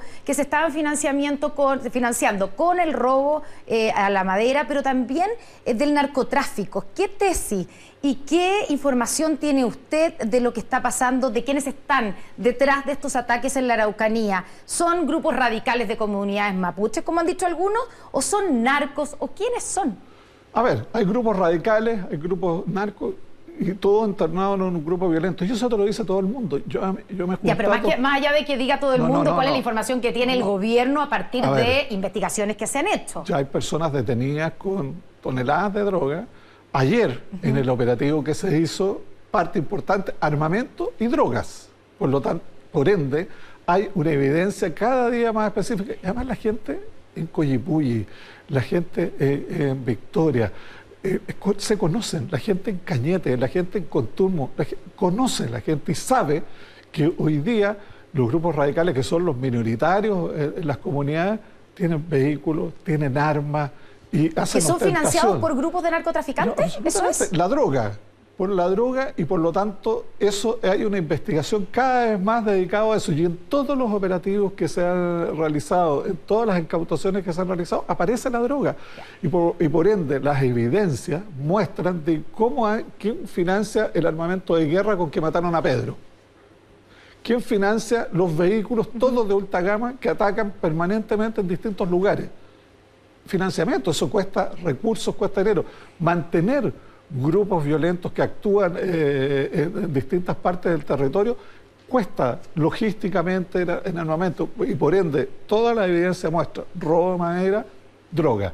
Y eso creo que nosotros estamos buscando mucho un esfuerzo en esa naturaleza. Y le puedo decir, usted conversa con cualquier dirigente político de oposición en la Araucanía, con cualquier alcalde de oposición en la Araucanía, y le va a decir exactamente lo mismo. Ya, pero da la impresión, y quiero preguntarle, ¿está sobrepasado el Estado, digamos, a través de las policías, a través del Ministerio Público, para combatir a estos grupos que estarían financiando estos ataques? Se lo pregunto porque cuando uno habla también con la gente que ha sido afectada por la violencia, te dicen, oye, aquí se demoraron 1 hora en llegar y después la verdad es que les da susto enfrentarse, no tienen la capacidad para enfrentarse al nivel de fuego que tienen estos grupos que están atacando, por ejemplo, en el caso de las casas que han sido incendiadas. Entonces, ¿no será que aquí hay una parte de nuestro país que está entregada a estos grupos que usted dice? Yo creo que ese es un análisis que le conviene absolutamente a los violentos. Ese es un análisis ¿Y no es real? No es real. Aquí hay un esfuerzo del Ministerio Público, de las policías, con una abnegación para enfrentar. Pero están sobredemandados y sin los instrumentos. que una legislación democrática debe tener. ¿Pero por qué eso no se traduce en detenidos, ministro, y en condenas? A ver, ¿tú sabes por qué se desató la violencia inusitada en el caso de Celestino Cordia y en el caso de otro? Porque habían detenidos, había condenados. ¿Cuál fue el objeto? Sí, claro, eso es el caso, por supuesto, de la familia Luxinger-Macay, en ese caso. No, es un caso que tú mencionas, pero en la cárcel de Angol hay otros, 11, en total, 97, se ha detenido alrededor de 98 personas últimamente, pero eso a una que se indican como el comandante se ha detenido. ¿Suficiente? No es suficiente para enfrentar. Pero necesitamos una ley de inteligencia, necesitamos una ley de infraestructura crítica, necesitamos una ley que combate el robo de la madera, necesitamos instrumentos democráticos para enfrentar un ataque como nunca antes había recibido Chile en la región de la Araucanía para generarle tranquilidad. Aquí la gente está con terror, con temor, con incertidumbre. Nosotros vamos a seguir y no nos vamos a rendir, vamos a enfrentarlo porque los violentos, pero no hay duda de que quienes han mantenido silencio frente a estos hechos empiezan a sacar la voz para aislarlo, porque lo principal es aislarlo. Y te quiero decir una cosa más. La inmensa mayoría de las comunidades indígenas son pacíficas. Yo fui senador por Cañete, Contulmo y Tirúa. La mayoría de los alcaldes de la zona de la provincia de Arauco son de Chile Vamos. El alcalde de Ercilla es de la UDI. Por lo tanto, la inmensa mayoría de la gente está por la paz, por la democracia. Y lo importante es que tener la infraestructura, la capacidad para enfrentar. Las policías hacen un gran esfuerzo, pero no tienen todos los instrumentos que una democracia tiene que tener. Y eso se llama ley de inteligencia, infraestructura crítica, antidroga y combate al robo de la madera. Ministro, hablando de violencia y hablando de carabineros, este viernes nuevamente hubo incidentes en Plaza Baquedano, un bus quemado, enfrentamientos entre manifestantes y carabineros, 12 detenidos. Según Carabineros, fue la jornada más violenta después de la pandemia. ¿Está preparado el gobierno y Carabineros para enfrentar un aumento de la violencia en esta conmemoración del 18 de octubre y del plebiscito? Absolutamente. Yo creo que lo que pasó el viernes es una buena marca. Grupos muy violentos. Llegaron alrededor de 1.500 personas. Cuando empezó la violencia se fueron casi la mitad y por lo tanto 500, 400 muy violentos. Y eso también a mí me parece que es un buen signo, que ayer por lo menos por primera vez algunos partidos oficialmente dijeran que la violencia no conduce a nada. Nosotros debemos combatir la violencia, condenarla, aislarla. ¿Qué sacan con destruir los semáforos? ¿Qué sacan con destruir la Plaza Baquedano? ¿Qué sacan con hacerle invivible la vida a la gente que vive en las calles alrededor de la Plaza Italia? ¿Qué sacan? Generar terror, generar temor, y por lo tanto hay que combatirlos con mucho rigor. Y ahí, ministro, uno se pregunta también, y lo veíamos lo planteaba Patricia Politzer en el bloque anterior, ¿por qué, visto desde afuera por supuesto, Carabineros no logra aislar a esos grupos que son los grupos más violentos, que no son la mayoría de los que están manifestándose? ¿Por qué no logran detenerlos? Hay 12 detenidos nomás, usted dice que había como 500 personas provocando los desmanes. ¿Por qué no logran aislarlo y controlar esos grupos? Porque lo importante es que si a tú detienes a una persona, sea para que los tribunales lo mantengan, a lo menos en prisión preventiva. Y eso significa fragancia, significa pillarlo y poder determinar con exactitud que tiró una bomba molotov para dañar. Y eso es complejo, no es una tarea sencilla, por lo tanto se utiliza mucho la dispersión, se utiliza mucho que los espacios públicos sigan al servicio de la gente. Pero no hay duda que crecientemente se han utilizado protocolos que se han modificado sustancialmente para poder detener a los más violentos, y en eso vamos a ir construyendo. Pero yo digo, lo importante aquí es que los espacios públicos estén en poder de la gente y no de los violentos, y creo que el día viernes fue un buen paso. Ministro, ¿cuál es su evaluación de lo que ocurrió el día viernes anterior, el viernes 2 de octubre, ¿cierto?, cuando este joven manifestante cayó al río Mapocho? ¿Qué opinión se formó sobre lo que ahí ocurrió? Porque hubo varias versiones en un comienzo, desde Carabineros y desde la Fiscalía. ¿Cuál es su visión de lo que ocurrió ahí en el río Mapocho? Un hecho lamentable, un hecho dramático, un hecho que nunca debió haber sucediado. ¿Pero qué fue lo que ocurrió según usted vio los videos, me imagino? Pero y además tiene acceso a los informes y a las actas de detención. Por supuesto, pero ¿sabe? Mi opinión en eso es irrelevante, como es la opinión de cualquiera. La opinión relevante es la que determinan los tribunales. Porque hay versiones. La primera versión que dio la Fiscalía era que se había tomado con los pies al joven, tirarlo afuera, que hubiera sido dramático. La segunda versión, ya el día domingo, antes del juzgado de garantía, que lo había impulsado. Y cuando justificó la detención, la medida cautelar de prisión preventiva, decía que venían corriendo en sentido paralelo y como el carabinero viene con su equipo y eso genera mucho peso, al empujarlo generó la fuerza para esperarlo. Y luego eso lo van a terminar los tribunales. Pero quiero decir una cosa muy clara.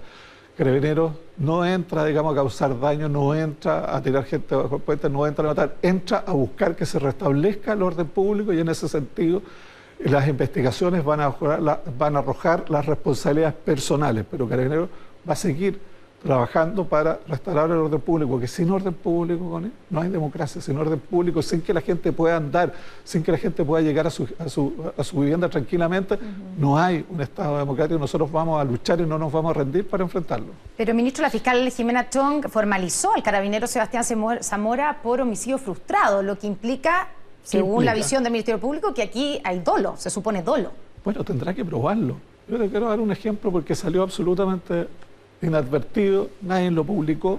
Hace 3 años la Fiscalía dijo que la senadora Yagriel Van Rieselberghe había robado, había hecho fraude al fisco y había cometido delito cohecho.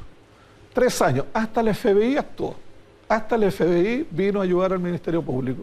Y el jueves, miércoles, el Ministerio Público dijo que comprobado que la senadora Van Rieselberghe no recibió antes, durante ni después un peso de ACP.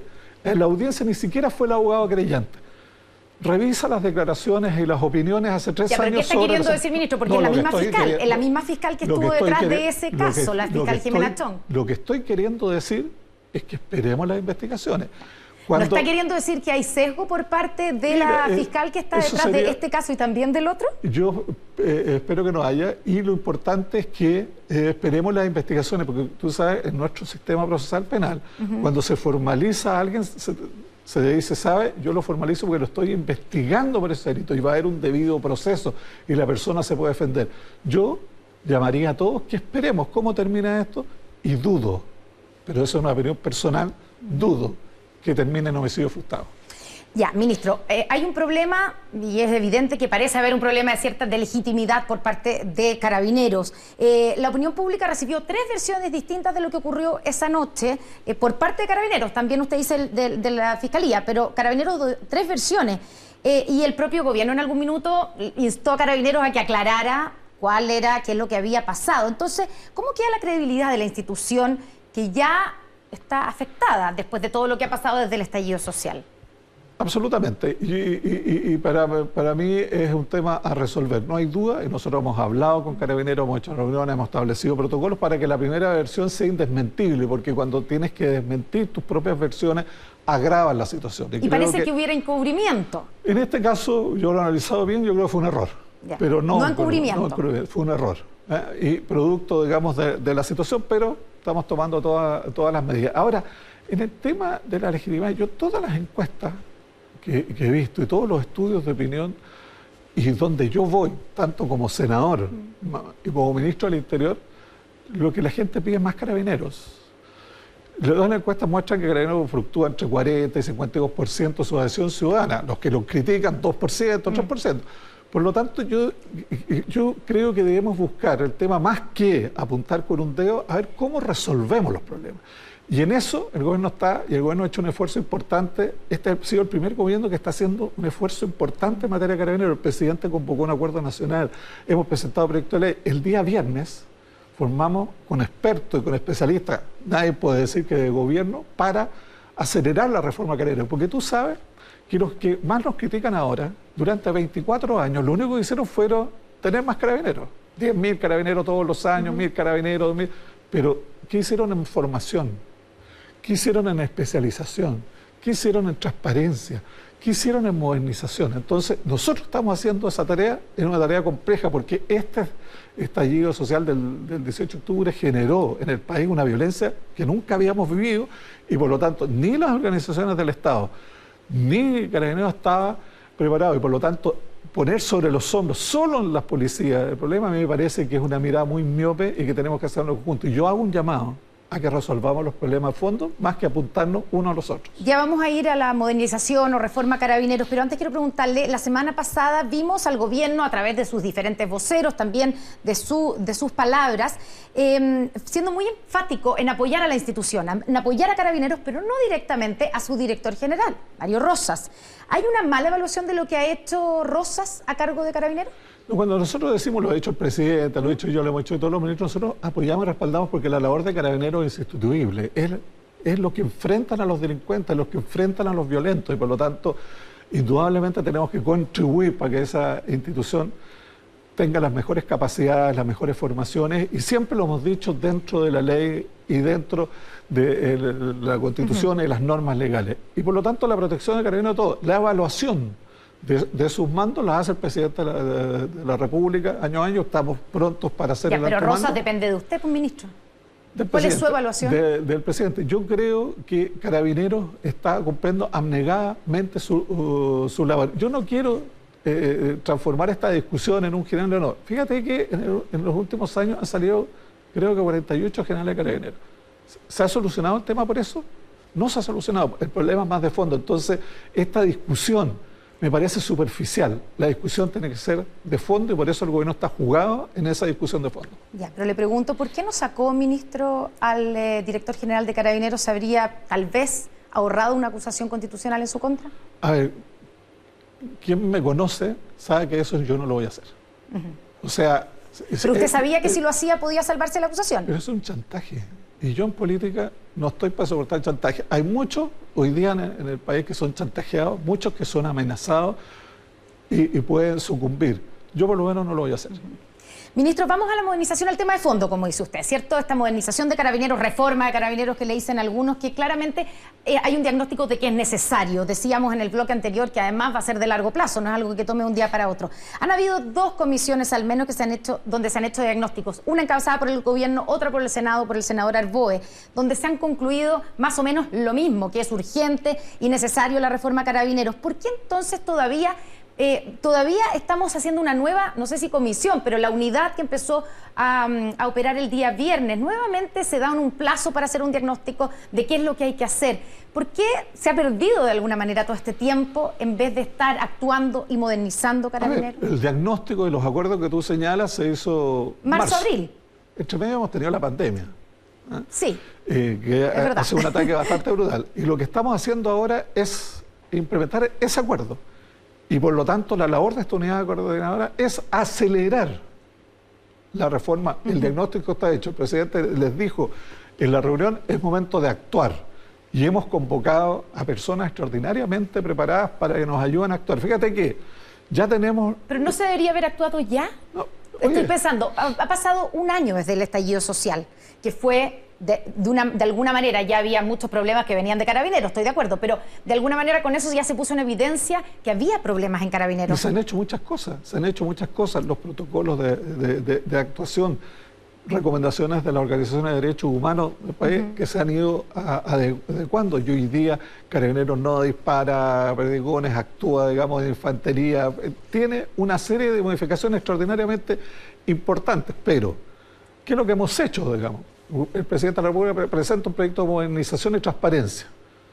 Aprobado por el Senado, la Cámara no lo aprobó por falta de quórum, va a ir a mixta. ¿Qué es lo que dice este transparencia? Hace una modificación sustancial para los temas presupuestarios y finanzas, producto del escándalo en el gobierno anterior que no hizo absolutamente nada y nosotros hemos tenido que asumir. Y además una cosa que es un paso gigante, que es por primera vez un control civil sobre decisiones estratégicas, sobre decisiones logísticas y personal por parte de la autoridad civil. Hoy día, por ejemplo, ¿por qué hay 1000 carabineros en una comuna y 100 en otro? Lo decide el general director. A partir de ese plan estratégico de Carabineros va a haber una participación no solo de la autoridad civil, sino con conocimiento del Senado y la Cámara de Diputados. Eso está a puertas de ser ley. Tenemos una ley de formación. Lo más importante, no hay duda que la formación de nuestros policías en el escenario que estamos viviendo tiene que ser absolutamente distinta. No le podemos exigir a Carabineros enfrentar los fenómenos de hoy día con la formación que nadie modificó en los 24 años en que gobernó la Concertación y que por lo tanto los parámetros pueden ser muy antiguos. La especialización, el combate a la droga, requiere policías especializados. El orden público cada vez más requiere, el orden público es una tarea muy difícil y muy compleja porque está actuando frente a personas. Y eso significa especializar.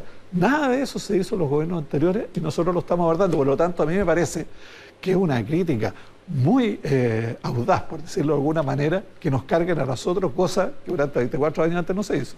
Ministro, 2 meses alcanzó a estar en el cargo hasta que le presentan una acusación constitucional en su contra. Usted, en este conversatorio al que yo hice mención al principio, en la Fundación Jaime Guzmán, dijo que no tiene ningún fundamento, creo que es un arma solo política para unir a un sector político, está muy disgregado y que tiene muchas diferencias. Y agregó sobre, digamos, la evaluación que tenía usted sobre lo que había pasado el 18 de octubre. Dijo, nosotros queríamos que la gente deje de ser pobre, la izquierda quiere que la gente se mantenga pobre para poder dirigirla, manipularla y usarla. ¿Usted cree, le parece atinado ese comentario en medio del clima en que estábamos, en medio de una acusación constitucional que se presenta en su contra y donde va a necesitar, digamos, el apoyo o negociar al menos con la oposición? Yo nunca puedo abdicar lo que pienso.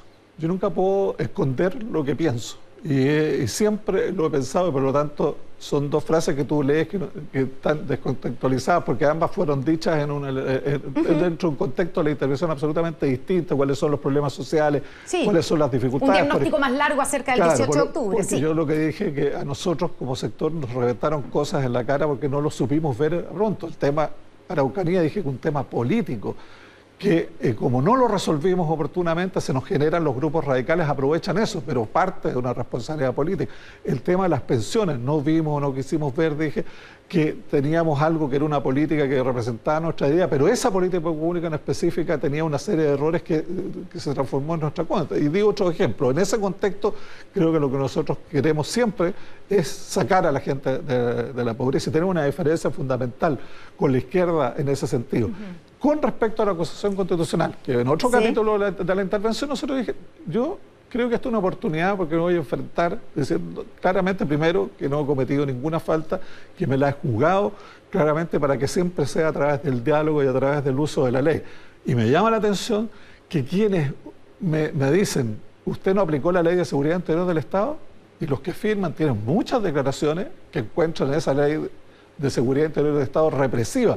Es decir, lo que buscaban que yo hiciera aplicar una ley represiva, por lo tanto creo que ahí hay una construcción. Y segundo, quienes gobernaban el 2015, y tú te acordarás porque en Canal 13 transmitió esto en directo, desde prácticamente las 12 del día nadie podía entrar a Santiago, nadie pudo entrar a Santiago. ¿Y por qué no se aplicó la Ley de Seguridad Interior si ellos gobernaban? Porque siempre hay que aplicar las leyes más duras de una manera prudencial, y este gobierno eso lo hizo, y durante los 6 días que duró el conflicto con los camioneros, no pasó nada ni siquiera cercano a lo que pasó el año 2015 y logramos a través del diálogo resolverlo. O sea, ¿usted niega haber entregado un trato especial a los camioneros por ser un gremio afín al gobierno? Afín, basta leer las declaraciones de los camioneros para darse cuenta que las críticas que hicieron fueron de una dureza contra el gobierno increíble, y tanto es así que lo que buscaron ellos para decir que el gobierno no estaba cumpliendo su tarea, llegar a acuerdos con el Senado, porque nos acusaban de inacción. Así que afinidad, no sé dónde estaba. Ministro, se nos acaba el tiempo, pero de ese mismo conversatorio, otra declaración que usted hizo fue sobre la fiscal Chong. Y dice lo siguiente acerca de las amenazas recibidas por la fiscal que está detrás del caso, ¿cierto?, del joven que se cayó en el río Mapocho. Dice, nosotros la rechazamos, las amenazas, cualquiera sea la opinión que podamos tener de esa fiscal, cualquiera sea la discrepancia que tengamos contra esa fiscal. Decimos, y se lo hemos dicho, yo personalmente se lo he dicho, que carece de objetividad muchas veces, pero ella es una persona, una fiscal, que hay que respetarla y nadie puede amenazar a otro en Chile. ¿Le parece correcto que el gobierno, o usted como ministro del Interior, se refiera así a una fiscal? Yo, en primer lugar, creo que aquí nadie tiene derecho a amenazar a nadie. Nadie tuvo derecho a amenazar a la jueza Tala. Nadie tuvo derecho a amenazar a distintos jueces que han sido amenazados públicamente. Nadie tiene derecho a amenazar a ningún dirigente de ningún lado. Nadie tiene derecho a amenazar a ningún poblador, por muy pobre que sea. Ayer estuvimos con la familia de Pedro, que fue asesinado, y el temor que tenía ella de que la amenazaban si nosotros íbamos a su casa, y nos pidió que nos reuniéramos en otro lado. Nadie tiene derecho a amenazar a nadie. Y por lo tanto, pero usted dice que la fiscal tiene falta de objetividad. Pero eso yo lo creo, y creo que el testimonio de cómo actuó en distintas causas y las opiniones políticas que ella dice son evidentes. Pero ella es una fiscal, debemos respetarla y nadie tiene derecho a amenazarla. Ministro Víctor Pérez, muchas gracias por estar con nosotros hoy en Mesa Central. Muy buenas tardes. No, gracias. Y está con nosotros aquí en el estudio de Mesa Central el suspendido fiscal regional de O'Higgins, Emiliano Arias, a pocos días de que comience el juicio en su contra por un eventual delito de violación de secreto, un caso que lleva adelante su colega de Magallanes, el fiscal Eugenio Campos. Emiliano, bienvenido, muchas gracias por estar aquí en Mesa Central. Muchas gracias por la invitación. A usted lo acusan, digamos, de sacar y de obtener y además de entregar un documento reservado sobre su sobrino, que se le entregó a su hermana. Una ficha, digamos, que usted habría sacado del sistema. ¿Cómo se va a defender en el juicio de esa acusación? A ver, lo primero... Porque usted reconoce que eso lo hizo. Sí. A mí se me acusó de todos los actos de corrupción posibles. O sea, realmente aquí lo que se pretendió desde un inicio fue, en definitiva, hacerme ver como un corrupto. Todo eso fue desechado. Todas aquellas denuncias que se hicieron ya casi un año, 18 meses atrás, fueron desestimadas. Todas. Todas las de Sergio Moya, que acordó con Jorge Abbott, fueron desestimadas. La única por la Corte Suprema se refiere. Por la Corte Suprema. La única que queda como subsistente es esta a la que te has referido, que es una que no denunció a este sujeto, sino que es una de la que yo mismo di cuenta al entonces fiscal nacional subrogante, Pablo Gómez. Yo la di a conocer este hecho. Yo di a conocer el hecho con pelos y señales, yo entregué todos los antecedentes por los cuales se me formalizó y en definitiva se me lleva a juicio. Y acá algo muy importante es que la Corte Suprema acogió la querella de capítulos a mi respecto parcialmente, eliminando un delito informático.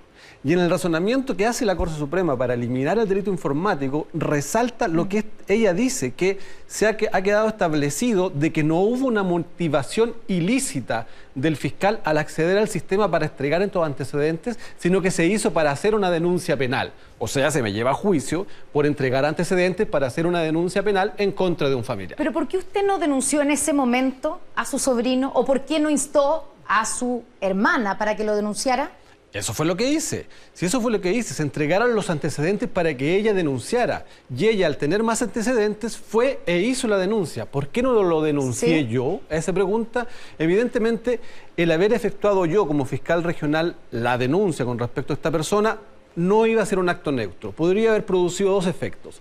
Haber sido mucho más perjudicial la persecución con respecto a este sujeto o podría haber sido beneficiosa, pero en ningún caso podría haber sido de naturaleza neutra. Y lo que nosotros buscamos es la igualdad ante la ley. En consecuencia, se entregan los antecedentes, se hace la denuncia y tal como ha dicho la Corte Suprema, no hay ninguna motivación ilícita.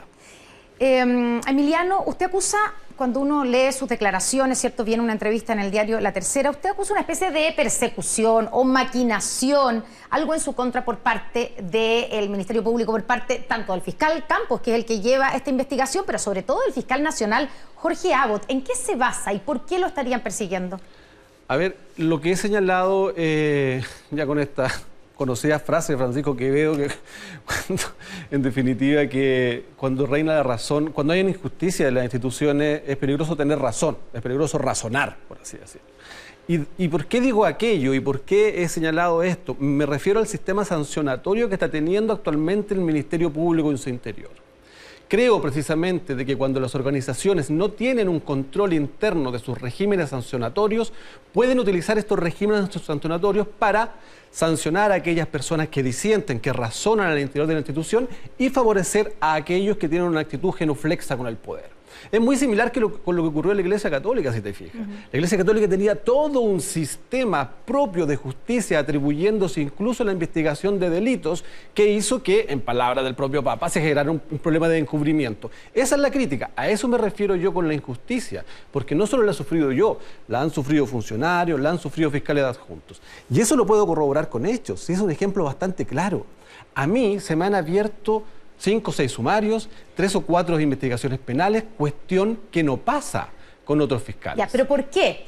¿Por qué estarían haciendo eso en su contra? ¿Qué habría hecho usted para promover que estén haciendo esto que usted dice que están haciendo en su contra? Porque soy incómodo. Porque soy incómodo al poder. Yo no soy genuflexo. Yo entiendo la jerarquía. Eso significa que todos los que sí están en el Ministerio Público contra quienes no se están habiendo, donde no hay investigaciones, ¿le siguen el amén en todo al fiscal nacional? No, es que mira, fíjate, Constanza, que acá se sumaron dos cuestiones.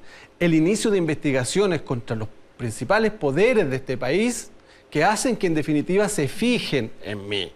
Y ahí es cuando comienzan. Yo llevo 20 años en esta carrera, asistente fiscal, he trabajado en 4 regiones, excelentes calificaciones todos los años, ningún problema con nadie. ¿Cuándo comenzaron los problemas? Cuando empecé con las investigaciones al poder. Yo creo que incluso si sacamos una estadística debe ser ridículamente el fiscal que más sumario de investigaciones penales he tenido en mi contra. Y todo, la coincidencia es que pasan cuando, ahora en estos últimos 2 años. Eso ya es ilógico, eso ya llama la atención. Usted ha dicho que en el Ministerio Público no hay justicia. Sobre eso hablamos a la vuelta de la pausa comercial. Estamos de vuelta aquí en Mesa Central, estamos con el suspendido fiscal regional de O'Higgins, Emiliano Arias. Yo dejaba planteada la pregunta, Emiliano, usted ha dicho que no hay justicia al interior del Ministerio Público. ¿Qué quiere decir con eso? Me refiero precisamente al régimen sancionatorio interno que tiene la institución, que al no tener absolutamente ningún tipo de control externo ha devenido en uno injusto, según mi opinión. Y eso es por la arbitrariedad. Además, lo que quiero aclarar que no Pero es se que... refiere al trato de los que trabajan al interior del Ministerio Público. Exactamente. Como usted, en este caso, que está sancionado. Funcionarios, fiscales adjuntos, muchas cosas que uno ha ido conociendo que las asociaciones de funcionarios y de fiscales han peleado para que se mejoren y no se ha peleado. Y es muy difícil, porque los sistemas que no tienen un control interno es muy difícil que cambien. Por lo tanto, se necesita un control posterior del mérito de las decisiones. Contraloría, la Corte, pero sí una decisión. Porque si no, lo que la historia nos enseña es precisamente que estos sistemas devienen en algunos que utilizan el régimen sancionatorio para perseguir a aquellos que razonan, a aquellos que disienten y en definitiva favorecer a los otros. Usted permanentemente, voy a decir, no va a estar de acuerdo conmigo, pero podríamos decir que se ha victimizado, diciendo que hay una maquinación y una campaña en su contra al interior del Ministerio Público. ¿Pero hace algún mea culpa por su actuación como fiscal que justifique lo que ha pasado en contra suya? La victimización es bastante relativa. Imprudencia, porque de verdad, algo, digamos. De verdad que yo he valorado lo que ha ocurrido hasta el día de hoy porque ha servido en definitiva para visibilizar las injusticias que el Ministerio Público comete en sus regímenes en definitiva internos. A mí se me pidió la destitución ante la excelentísima Corte Suprema al Pleno. Se contrató una abogada especialmente para eso. Se hizo un gasto tremendo. ¿Y qué dijo la excelentísima Corte Suprema en Pleno? Que eran hechos anecdóticos, que no ameritaban ni siquiera una sanción administrativa. O sea, no hay mea culpa por su parte. Hay no mea se equivocó culpa. en nada. No. Todos nos equivocamos. Hay mea culpa, pero precisamente en este tema de luchar por la justicia, por la igualdad de las personas en el interior del Ministerio Público que se respeten sus derechos, no me he equivocado. Vamos a tener que hacer una interrupción, una pausa, porque viene la franja electoral. A la vuelta estamos con la parte final de Mesa Central.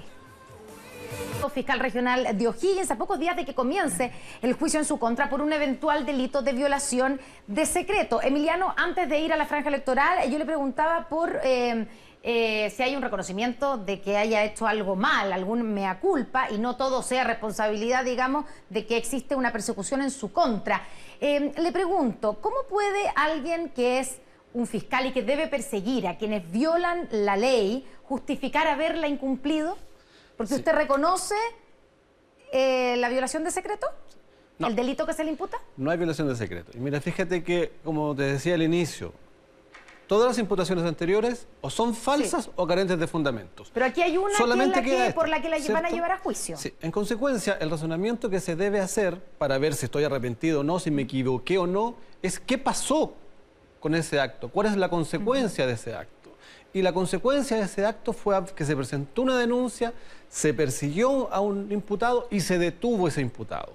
Tanto es así que, reitero, la Corte Suprema lo ha señalado que no hay un fin ilícito en ese actuar y señaló además de que se utilizó para hacer una denuncia penal. De antecedentes que no son secretos, de antecedentes que hay jurisprudencia de la excelentísima Corte Suprema que son de naturaleza pública. Ya, pero una persona cualquiera, si yo voy a buscar ese documento, no me lo van a entregar. Sí, no llegar y obtenerlo.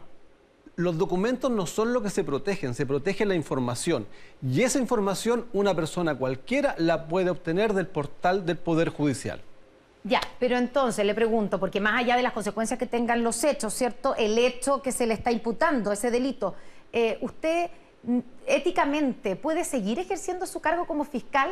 Por supuesto, si éticamente, cuando hablamos de ética hablamos de la finalidad, ¿para qué se utilizó? Si yo lo hubiese utilizado para favorecer a un familiar, perfecto, que me echen. Y sin duda la Corte Suprema, si hubiese visto en su pleno alguna seña de ilegalidad de delito, me habrían echado. Si eso es así, así ha actuado la Corte Suprema, por ejemplo, con otros ministros de Corte de Apelaciones. Pero ni siquiera vio eso, porque la finalidad no es favorecer.